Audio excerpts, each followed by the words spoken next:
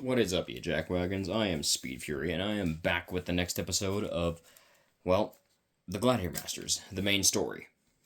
Now, last we left off, we had just met the character Scarlet, and from here we are going to be continuing meeting the new characters that came after Scarlet. We'll move on to Rainbow Shock's point of view after Speed Fury gathers up all of his teammates. The Speed Fury in the story, not me. Two different Speed Furies. And sort of. So without further ado, let's begin. Or continue, I should say. Speed Fury, Glacier Quartz, Onyx, and Scarlet are now on the search for their next teammates. They don't know who it's going to be, but they know to keep an eye out for whoever has the same symbols on the badges on their clothing somewhere, or on their body, I guess, if they happen to be wearing a tattoo of that, but Speed highly doubted that was going to be the case.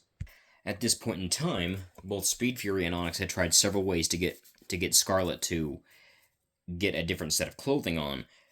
Unfortunately, it turns out that she cannot change her clothing. And I don't mean that she can't take it off, I mean that she legitimately can't switch to a different set of clothing, because it'll just rip itself apart or revert back into what she was wearing before. She did figure out that she could change the functionality of her clothing to suit certain situations, such as if she were to go swimming or something like that, but she couldn't actually change the way the clothing looked. For those of you who did not tune into part 1, her clothing looks like this. For those of you who did tune in, and also for those people, why are you watching part 2 first? It wasn't long before they came across two people, both of which were rather tall, one being a bit more I guess the correct term would be healthy. I wouldn't call him fat, because I don't think he's not really fat. He's just kind of like wide in the shoulder area and in the torso area. He basically looks like a brick somewhat, if a brick had arms and legs.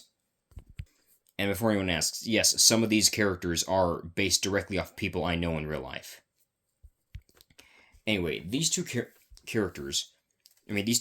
people were known by Mason and McCoy. These two in particular were somewhat close friends of Speed. Speed was more friendly with McCoy than he was with Mason, considering that he just didn't really get along as well with Mason. The two were currently having a conversation with one another, and he noticed that both of them had the matching symbols for the badges of strength and light. He also noticed that those two badges were also glowing, meaning he had found the right users of those badges. After a little bit of conversating with the two, he finally convinced them to take the badges. Not to join the group, just to take the badges. He figured he might as well still give it to them, even if they don't want to join. And it wasn't long before, well, McCoy put his on first. As his form changed, he grew a very large singular horn out of the front of his head, out of his forehead, two large red feathered wings, and a small small horsetail that came out of his tailbone. His skin also turned red, which was the same shade of red as his feathered wings.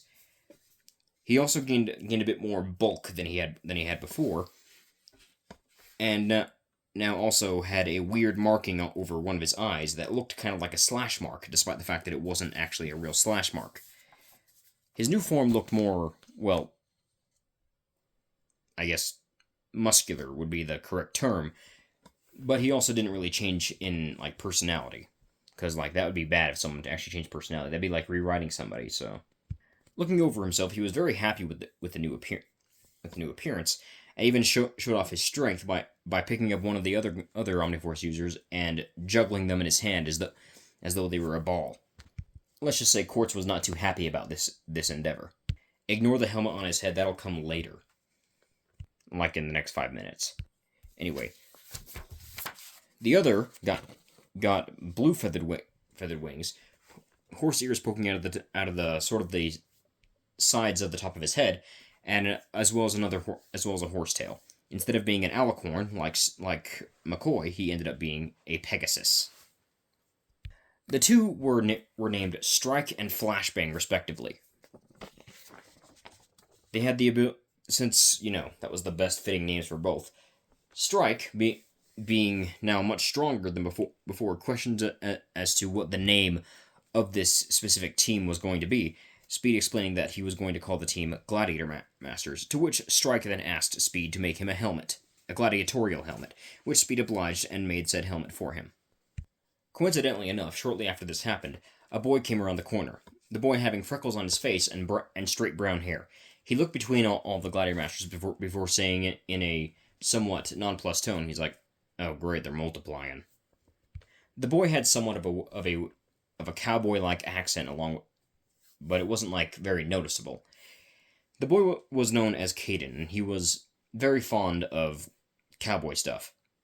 After all, he was one of the few students in the school that was known to participate in the rodeos. And he was pretty darn good at it, if he said so himself.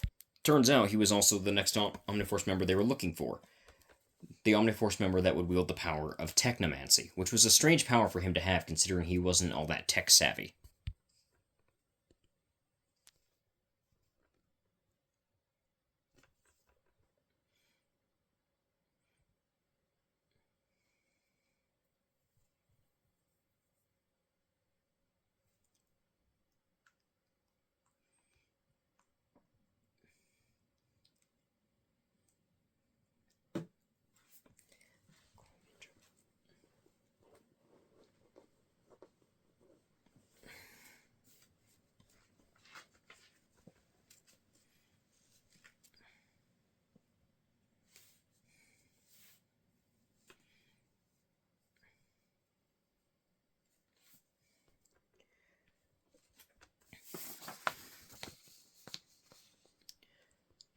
After looking over himself for a moment, he spoke.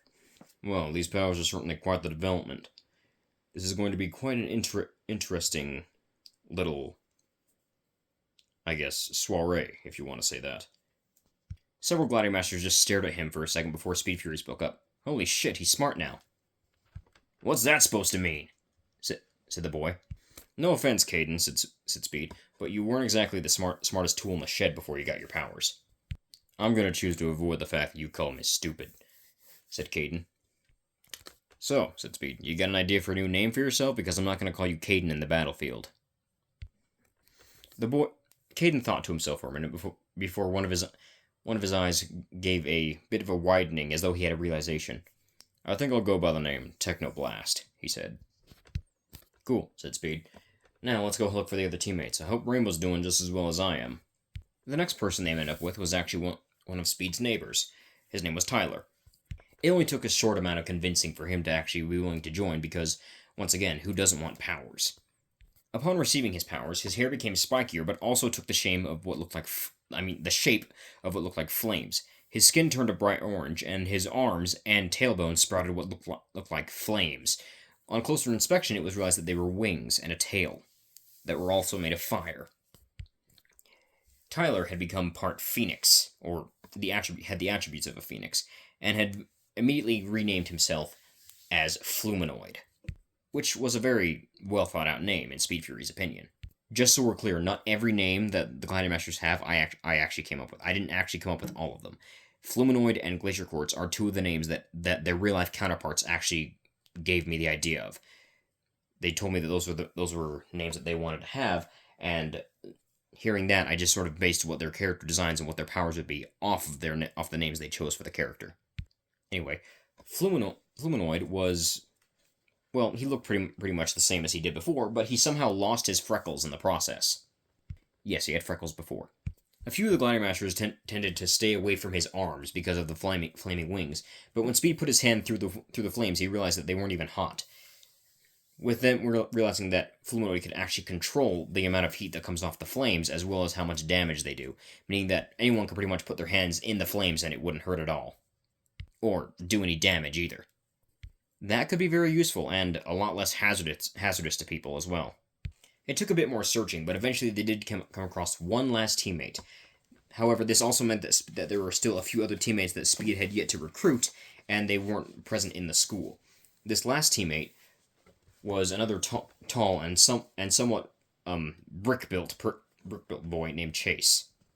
His green jacket had a lightning bolt symbol on the left side of it, and so that immediately included Speed Fury in to know that he was the master of lightning, one of the many Masters of Lightning. If the other badges that were with his in the box are any indication, he then realized that some of the badges had mysteriously disappeared, which was weird. He knew that not all the badges were going to be members of his teammates, but he also knew that that there were multiple electric Gladiator Masters due to the fact that there were multiple different kinds of electric badges, meaning that a few people were probably going to have very similar powers to one another. He hadn't found any that were specifically blue lightning bolts like his was, meaning that he was probably the only person that had his powers. Also, his powers was not electricity, so there was that. That might be why it was blue instead of yellow. Chase was more than happy to receive powers, as he had been hoping that he would be able to get them. He had secretly been watching some of the other characters get their powers, and he had hoped that he would probably be chosen as well. But then again, who wouldn't want to be chosen as a hero? Or, that's what they were assuming they were going to be. Speed knew otherwise. Upon receiving his badge, his skin turned a light blue as he also grew taller. Not nearly as tall as Speed, which Speed was actually thankful for. He seemed to be taller than all of his teammates, which he was very much appreciative of, because he used to be the shortest member of all of his friends. He had a singular horn protruding from his forehead, and a white horsetail coming out of his tailbone. His hair also turned white and a bit spikier, while two blue lightning bolt streaks appeared on the sides of his hair. He was clearly part unicorn, and also the only unicorn on Speed's team so far, meaning that he probably wouldn't be able to fly, unless, of course, he found a way to fly with his electricity.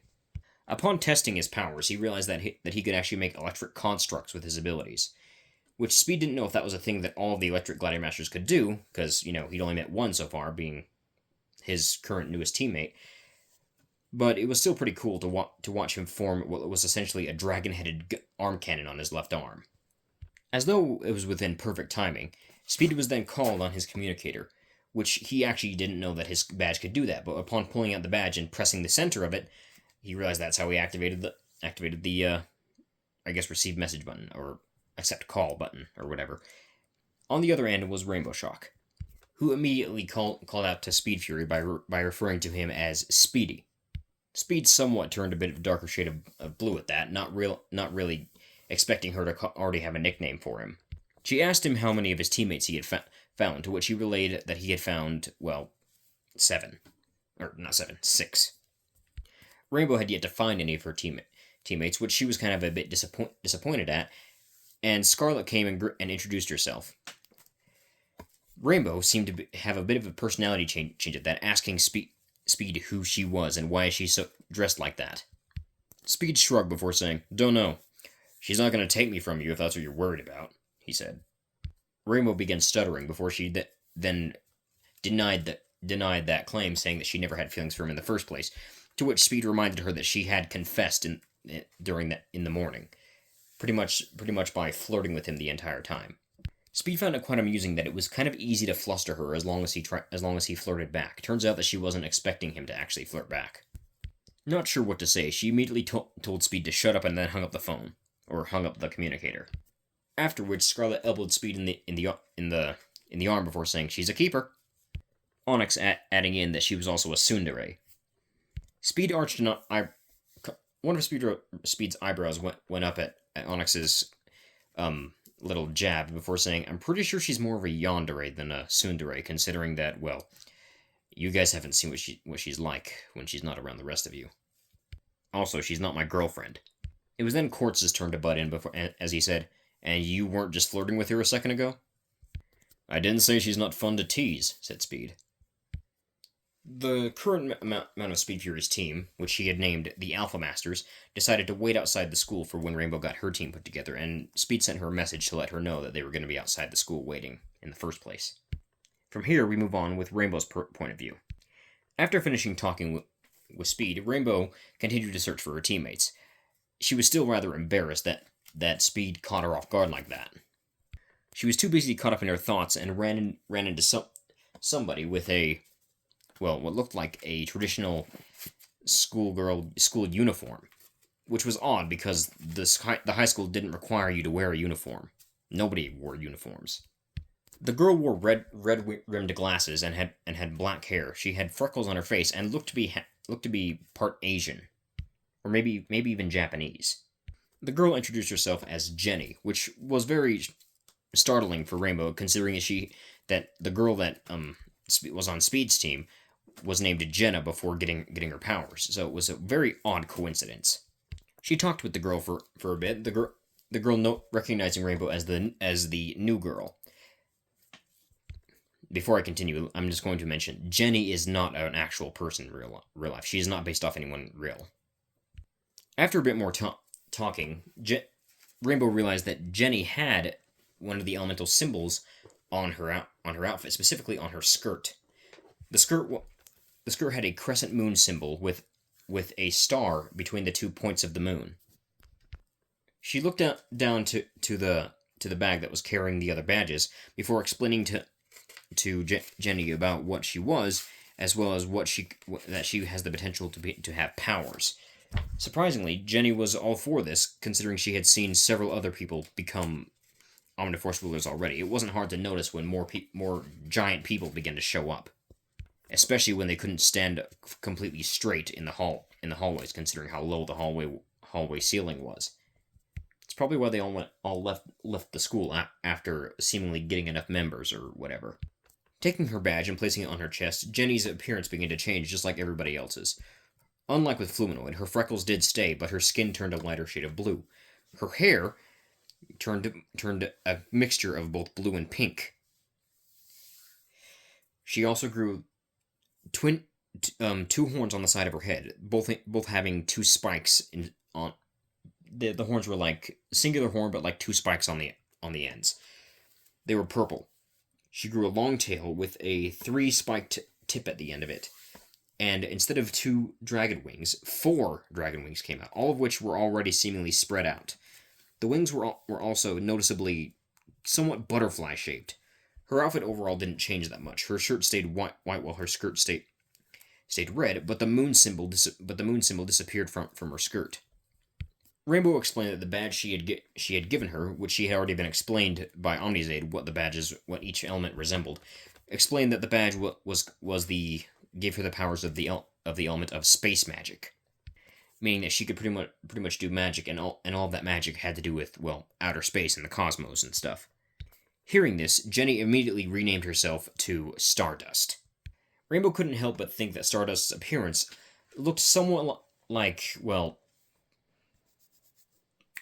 what's the kind of thing I was talking about? Like kind of like an anime magical girl appearance, which was probably fitting because it turns out that Jenny, or Stardust, was actually Japanese. Unlike Speed, who had gone in a big group with his team to go look for the rest of their teammates, Rainbow decided to have her and Stardust split up, each taking a certain amount of badges to go and look for the other members of their team. It wasn't long before Rainbow came across what was another one of her teammates. This one she was wearing a black shirt that had a big wrapped candy on the front of it. It wasn't hard to miss. She had found the Master of Candy. Yes, it was a very strange power, but judging by how Omnizaid said every single power is stupidly overpowered as is, this power was probably no different. After talking with the girl, who had introduced herself as Ashlyn, she finally decided to join up. It wasn't actually that hard to convince her to join, considering that she already had a bit of a sweet tooth and found it quite intriguing to have the power to control candy. Her appearance was very, very much bright. Let's just say that. Her hair got way longer and turned blue, with a few green highlights in it. Her ears were replaced with two fin-like ears on the side of her face, and she grew a larger fin out of her back that went all the way down to her tail, which was very much fish-like. Her skin turned pink while her eyes turned purple. The rest of her outfit, which was very color coordinated, did not change. There wasn't really many names that they could come up with to change to, so Ashlyn decided to change her name to Sugar Rush, as it was the best name that she can come up with for somebody who has, well, candy-based powers. She found that she could just summon candy from anywhere she wanted, and upon realizing this, summoned a whole thing of cotton candy and handed it to Rainbow with a big smile. Rainbow, who was staring at Sugar Rush, just simply thought to herself, "This girl's gonna give me diabetes, and it's not gonna be from the candy." Indeed, Sugar Rush was very adorable, and she was a very nice person as is. And with her new bright appearance and the power to summon candy, it just upped the fact that she was already adorable and nice as is. Rainbow was eventually called on her communicator by Stardust, who had told her that she already found three other members of the team and given them their badges. Rainbow and Sugar immediately went to go meet with these other three members. One of which was like Sugar Rush, another hippocampus, and was named Gemstone. She had lime green skin, a red tank top with a silver diamond in the middle, navy blue colored boots with light blue diamonds on the sides, and had blue and purple hair with it tied in a side ponytail. Unlike Sugar Rush, however, she had two fins on her back instead of one. See, there's a one, two. These are the ears, in case anyone can't see that. I doubt anyone can't, but it's there. Next was a girl who clearly had grown up on the farm. She had dark green. She had regular green skin with blue eyes, blue dragon-like eyes. She had large fin-like wings on her back, and had freckles on her face. Instead of having fin-like ears, she had fin horns on the sides of her head, and a very long tail that had webbing along the top and bottom of it. Her outfit was very much Western themed, but she had a flannel shirt with a black undershirt underneath that. The flannel shirt was tied together at close to right underneath her chest, which revealed her navel, and she wore brown Levi pants or brown Levi shorts. She was the master of chlorokinesis, which for those of you who don't know what chlorokinesis is, it's plant manipulation, but it's officially called chlorokinesis. As for Gemstone, she has earth manipulation. The next member Rainbow was introduced to went by the name Daisy. That wasn't her name before, but she just went with the name Daisy. It was a very strange name to go with, considering it didn't really fit her power, which was called biomanipulation. And it was very obvious that that's what her power was, considering the extra parts that she got after getting her powers did not match in the slightest.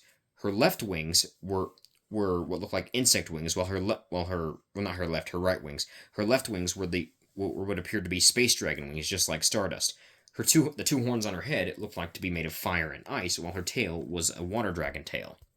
Her left eye, which was the only eye currently visible because the other one was covered up by her hair, was purple with black sclera. And she wore what looked to be a UK version of an explorer's outfit. Being that her power was biomanipulation, she was able to basically warp her and her other people's bodies to look different. She could transform her hands into a spiked mace, with the bones being the spikes, or she could just stretch her body. Think of it as Plastic Man's powers, but a lot more than just stretching. Deciding that they should split up again, Stardust took two more badges with her, while Rainbow went to look for other teammates of her own. It wasn't long before they came across a guy who looked kind of like he was a bit in a bad mood. Turns out, though, he wasn't in a bad mood. He just wasn't a smiler.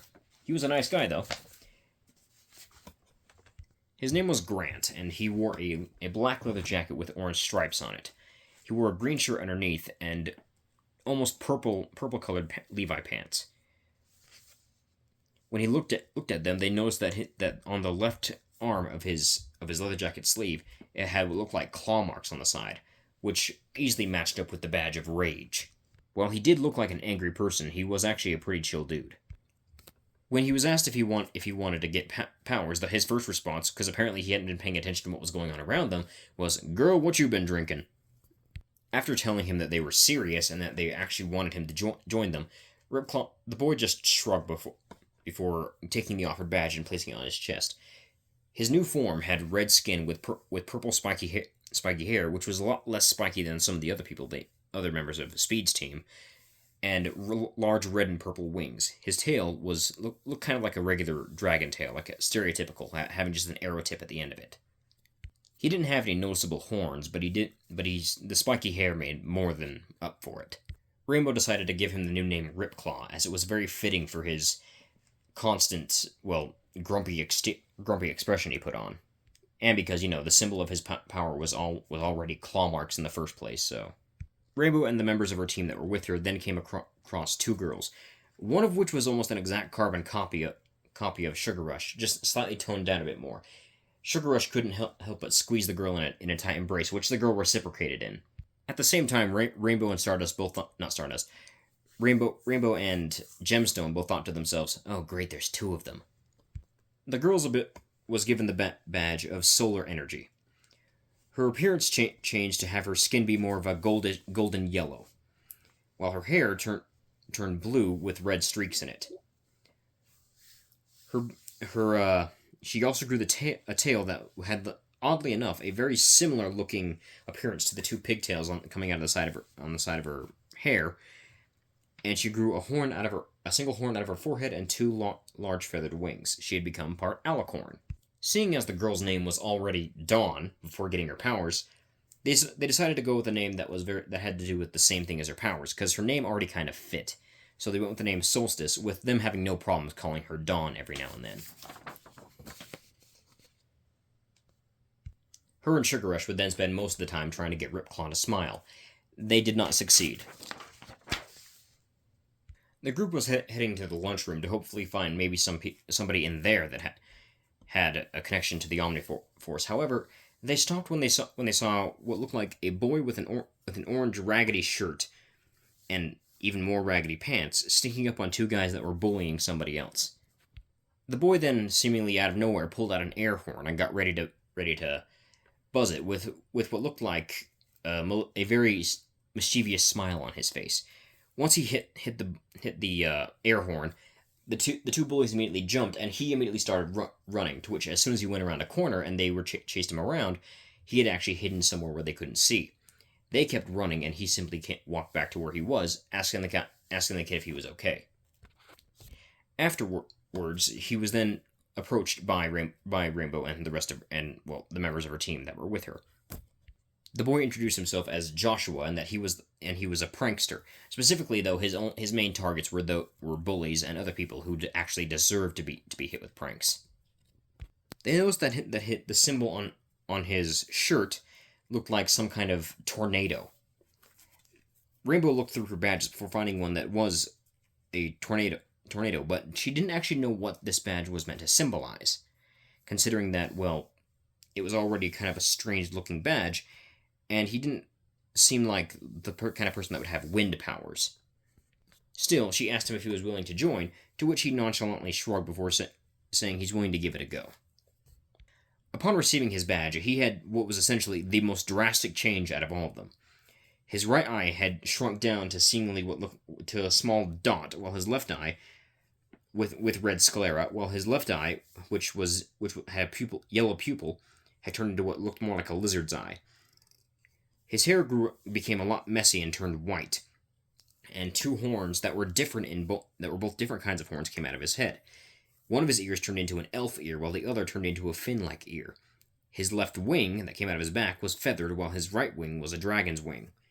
His left arm became a lizard-like, not a lizard-like talon, a webbed-like clawed hand, while his right arm looked like a lizard hand, considering how scaly it was.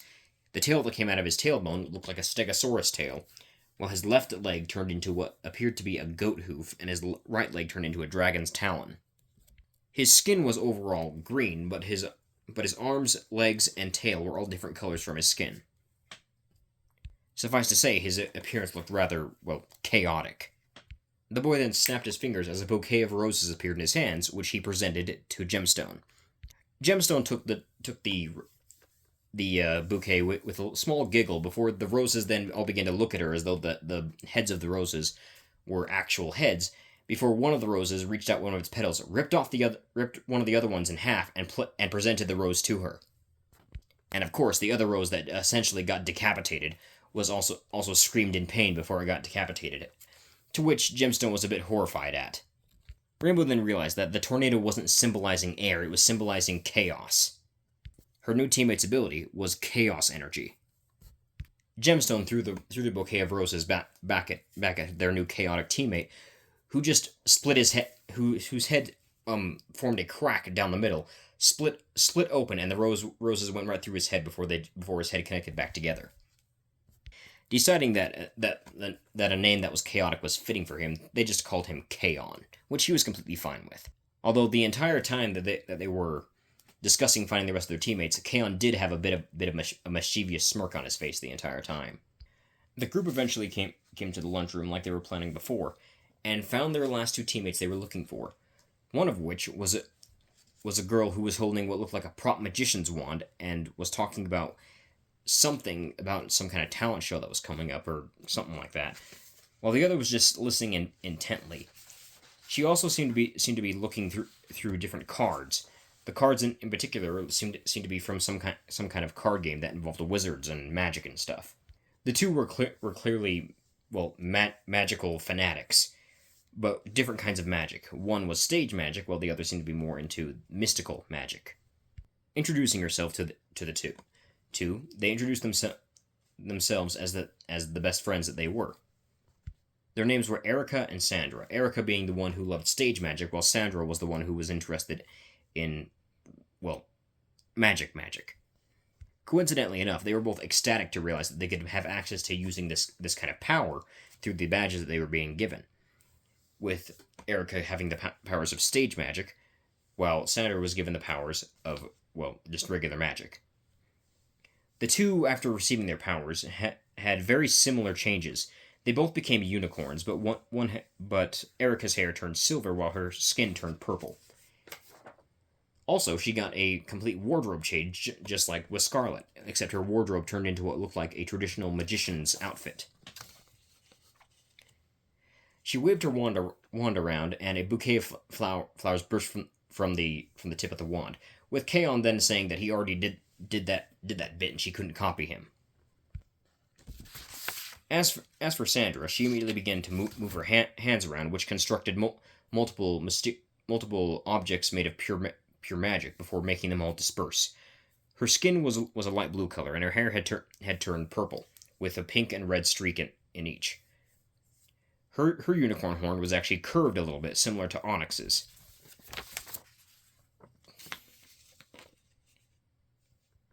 The two renamed themselves to Eclipsa and Nebula, Eclipsa being Erica and Nebula being Sandra. This was unfortunately all the members of her team that she could find, and so they immediately decided to head out. Luckily, there seemed to only be one badge left for Rainbow's actual team, but they still couldn't find her, so they met back up with Speed Fury's team. Rainbow was a bit surprised to see that Speed's team seemed to be a bit smaller than hers, but Speed then told her that he hadn't found all of his teammates yet, and not all of them were present in the school. So he figured that maybe some of them they would meet later, or something like that. Rainbow then asked Speed what the plan was, considering that they had yet to actually figure out what they were going to do now that they had found their essential teammates.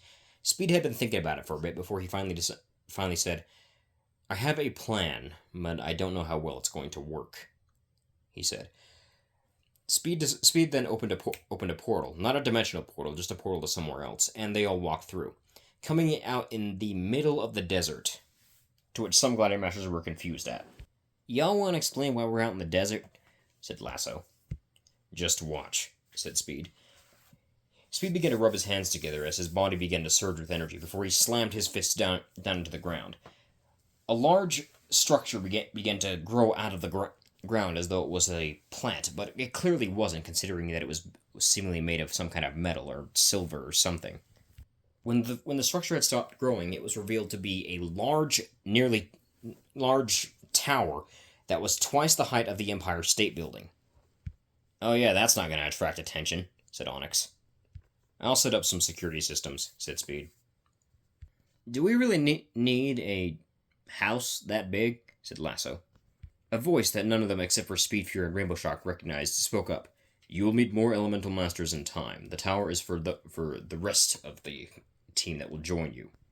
Several Gladiator Masters jumped as Omnizade appeared in front of them. "Welcome, Gladiator Masters, to your new home," said Omnizade.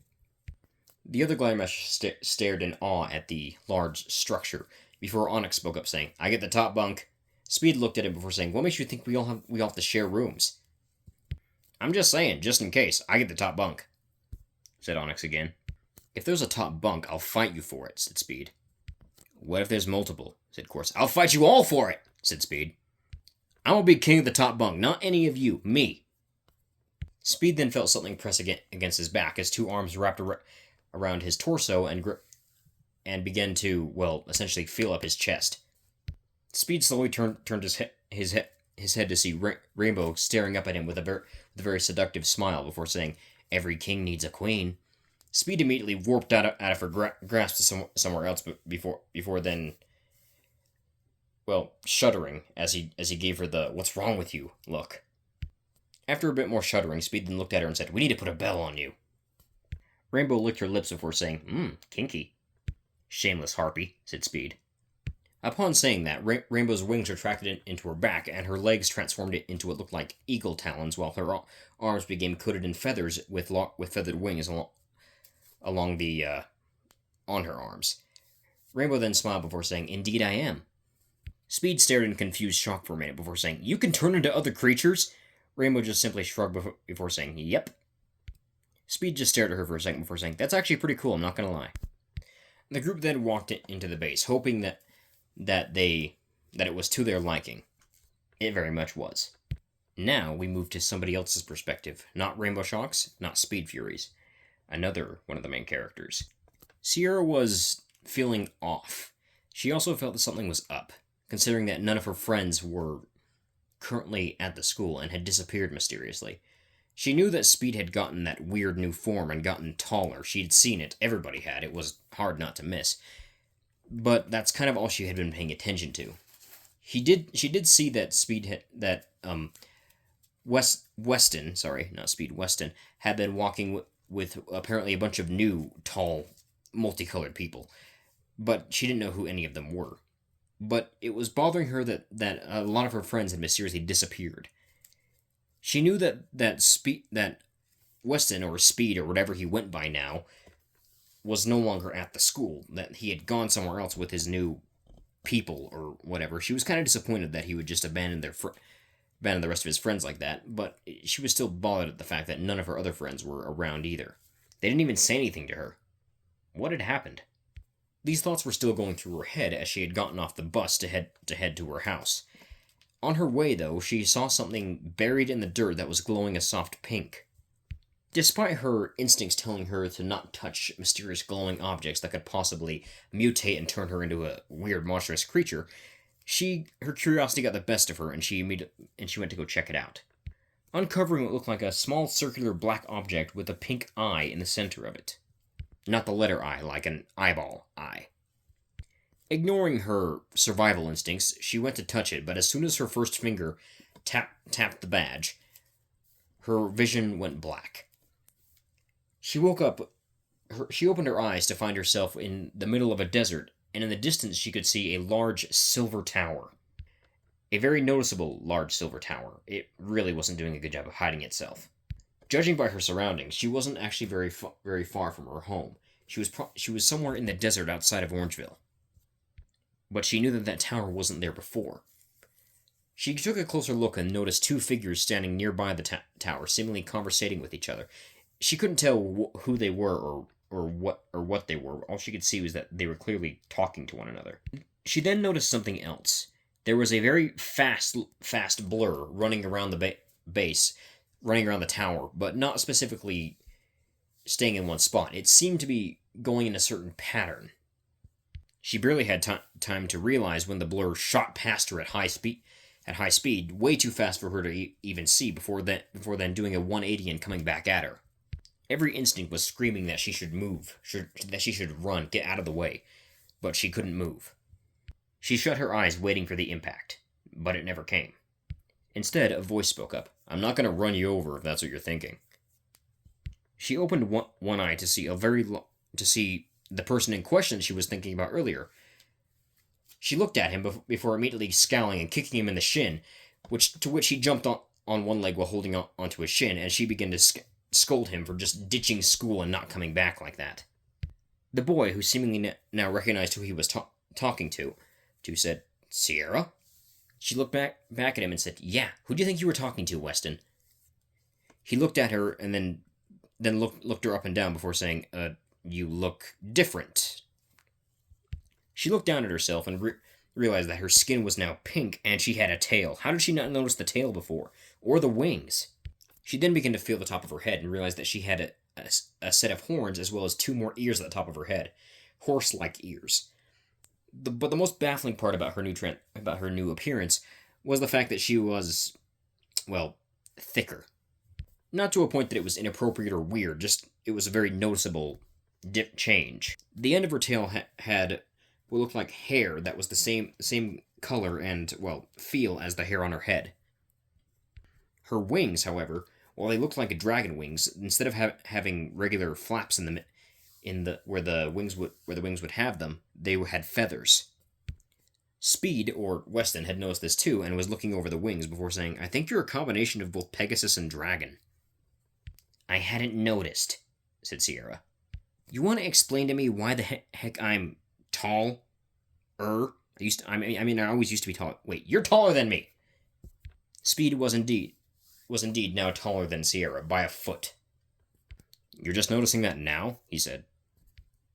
"Well, no, I noticed yesterday," said Sierra, "but I thought I'd at least be somewhere around your height. You're a whole foot taller than me, still." "So you were expecting to get powers then," said Speed. "Well, no, but... Okay, look, I'm in shock right now, okay?" "I'd imagine you would be," he said. "I would be too if I just woke up in the middle of the desert and had pink skin and wings and a tail." "Look on the bright side, your glasses will have a hard time falling off now," he said. She then began to feel her glasses and realized that they had turned into a visor. A visor that went almost all the way around her head so that they wouldn't fall off. "Don't get me wrong," she said. "Having powers is cool and all, but I'd really like to get an explanation as to why I just got randomly teleported to the middle of the desert after I touched a weird black and pink thing." Long story short," said Speed, "you were chosen by the Omniforce. Which is what gave me, well, this new form. And I just realized I never told you where we were going, and now I feel like a bad friend." She backhanded him in the chest for that. She's like, "Yeah, no duh. Speaking of which, where's everybody else? Everyone else seemed to mysteriously disappear after you left with your weird new friends." "You wound me, Sierra. I thought we were friends," said a new voice. She looked past Speed and saw another boy walking up with green skin. He had freckles and what looked like ice on his head. She recognized his voice, though. "Braden?" she said. "In the flesh. Or, I guess, ice and crystals," he said, looking at his wings and hair. "You still have flesh," said Speed. "Green flesh," said Braden. "Also, my name's Glacier Quartz now. Call me Quartz for short." "You changed your name?" said Sierra. "We all did," said Speed. "My name is Speed Fury now." "Well, Rainbow Shock didn't change her name. Her name's still the same." "What was her name before she got her powers? I'm assuming she had one." Speed raised his finger but then dropped it and said, "I actually don't know. She hasn't told me yet." "And you ain't gonna get to know until I decide otherwise," said another familiar voice. Rainbow had flown in and landed next to Speed, before then kissing him on the cheek. It had been at least a week since the Gladiator Masters had gotten their powers, so it had been enough time for Rainbow and Speed to actually get together. And by get together, we mean that within the first 3 days of them living in the base, Rainbow just randomly grabbed Speed and then forcefully kissed him. Very passionately, in front of every single other Gladiator Master, before then immediately proclaiming that he was her territory, and then saying nobody else can have him. Telika stared in shock at the very obvious display of romantic affection towards her friend. "Wow, you guys hit it off real quick," she said. "You have no idea," said Speed, remembering the exact situation he was in the day that she actually, became his girlfriend. "So," said Speed, "what do you want first? Tour of the base, introduction to all the other members of the team, or learn how to use your powers first, if you haven't already used them a few times?" "You say that like I'm gonna live here," said Telka. "You don't have to," said Speed. "But, it'd be great if you did. You are meant to be a captain, apparently, according to the badge and the symbol on your shirt." She looked down and realized that on her shirt was actually the same eye symbol from before, except it wasn't completely pink, it was black and red. What's this supposed to mean?" she said, pointing to her shirt. "That means the master of mind manipulation. You pretty much have psychic powers and everything that comes with it. The reason I know this is because we have several areas set up that belong to each team, and it was said that the master of mind manipulation was supposed to be the leader of the elite masters. And the master of mind manipulation has that exact same symbol for their, elemental symbol." Again, I'm not forcing you to stay, though. That's up to you. We can, find somebody else to lead the team. Well, if it's any of your teammates that are going to be leading that team, I don't trust any of you. Speed gave her an offended look. What is that supposed to mean? He said, first of all, you already have your team to lead, and possibly the entire army, if any indication of this. She said, pointing at his entirety. What's that supposed to mean? He said. You look like the leader type, she said. Yeah, so. Rainbow's the leader of her team, he said. She looked over to Rainbow, who was still holding on to Speed Fury's arm. Somehow I feel sorry for her team, she said. You should, said Speed. Anyway, I guess we go with the tour first, she said. All right. Have you decided on a new name for yourself yet? Said Speed. I have to pick a new name? Well, said Speed, if you want to go into the field of battle as Sierra, I guess you can, but I don't think it'd be a good idea, considering you don't want people knowing your real identity. I thought you said you weren't a superhero, she said. I'm not. It's more along the lines to protect your family. Fair point, said Telka.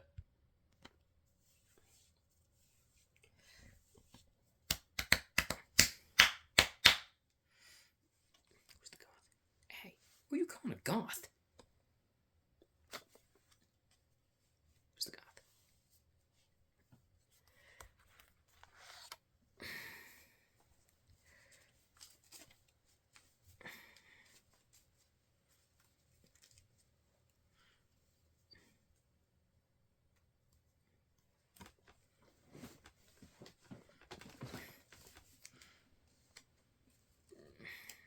You're pink.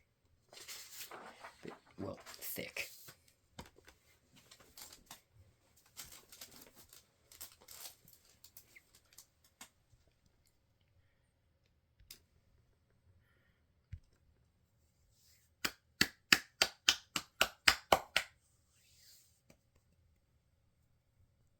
Just call me Telka, she said.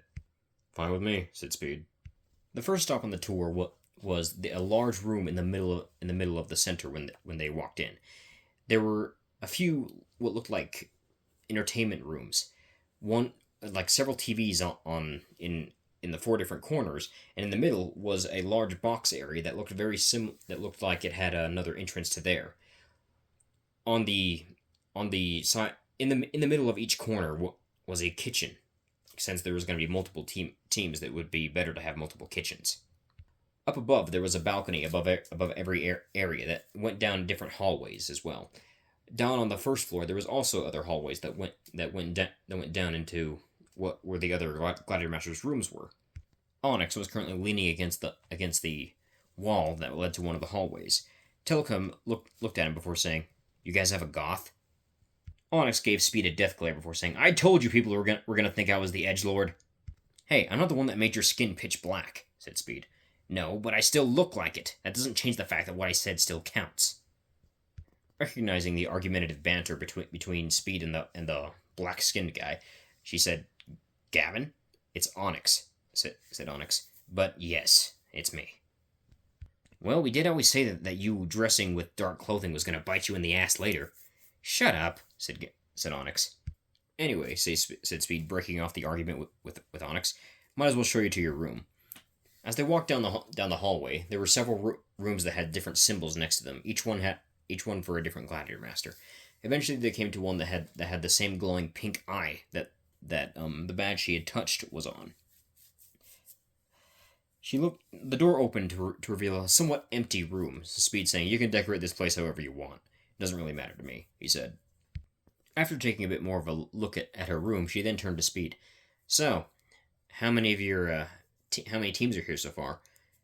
Speed just shrugged before saying, "Most of Rainbow's team is here, and less of mine is here, but I still have to find a few of the others." "Like who?" said Rainbow. "I mean Telka."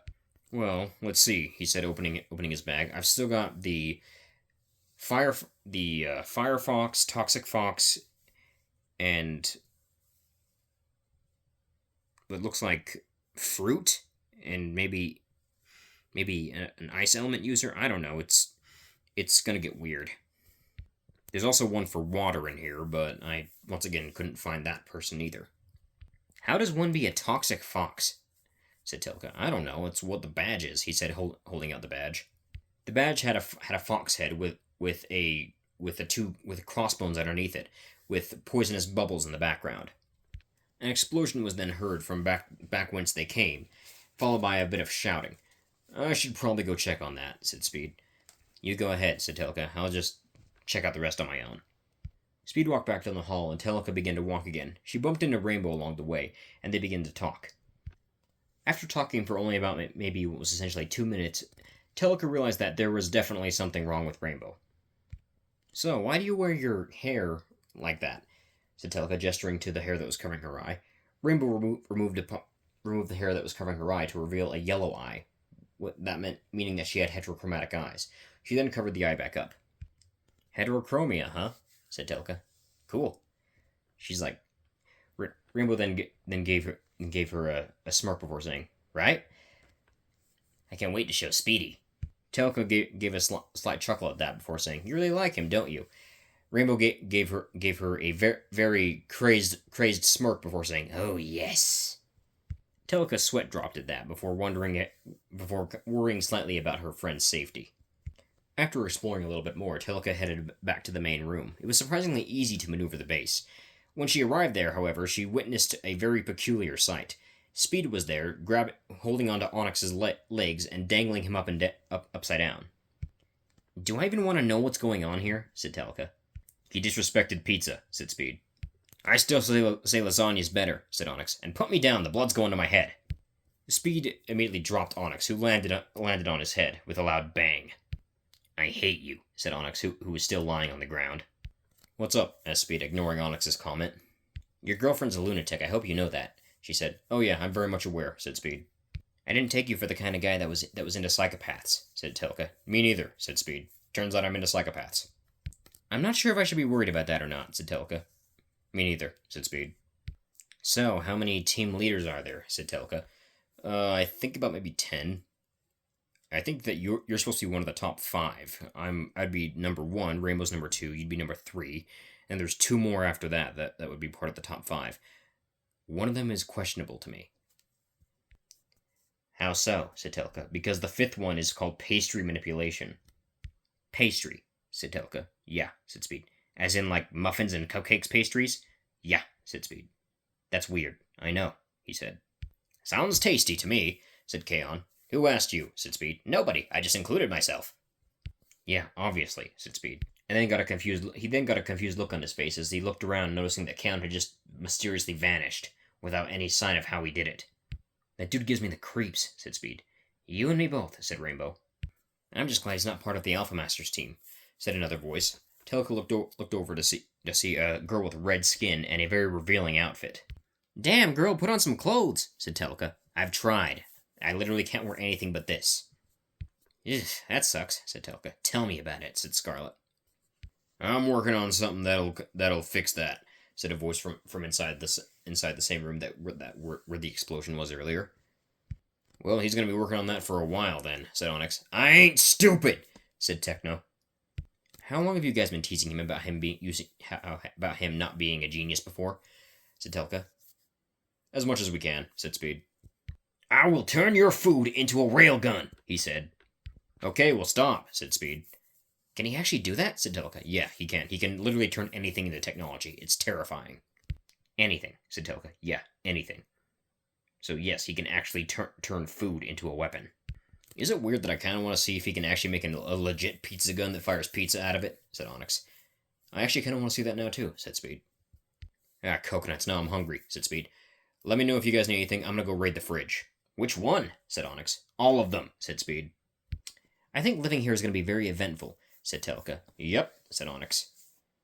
And that is where we're going to end this part of the Gladiator Masters. If you guys enjoyed the video, like and subscribe. I will see you for the next one. Goodbye.